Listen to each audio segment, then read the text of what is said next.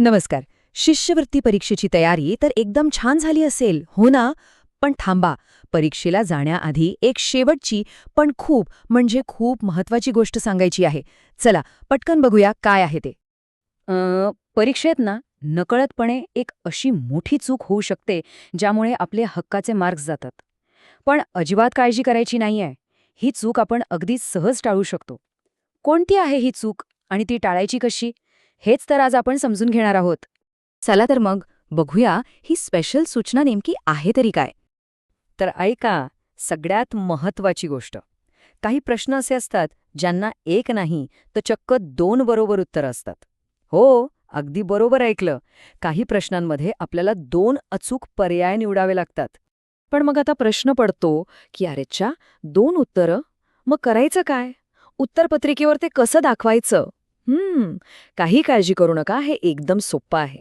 यासाठी फक्त 3 सोप्या स्टेप्स लक्षात ठेवायच्या आहेत. स्टेप 1, प्रश्न नेहमीसारखाच अगदी लक्ष देऊन वाचायचा.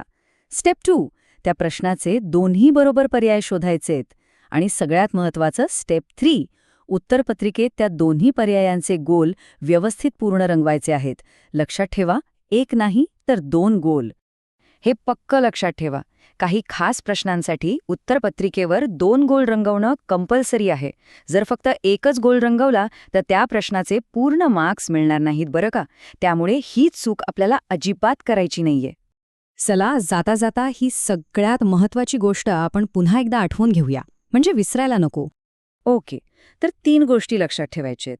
1, प्रश्न काळजीपूर्वक वाचायचा. 2, काही प्रश्नांना 2 बरोबर उत्तरं असू शकतात, हे विसरायचं नाही. आणि 3, दोन्ही योग्य उत्तरांसाठी गोल करायला तर अजिबात विसरायचं नाही. तर मग ही छोटीशी पण अत्यंत महत्वाची गोष्ट नक्की लक्षात ठेवा. याचा खूप फायदा होईल. परीक्षेसाठी सगळ्यांना खूप खूप शुभेच्छा. मस्तपैकी आत्मविश्वास ठेवा आणि एकदम शांतपणे पेपर लिहा. यश नक्की मिळेल.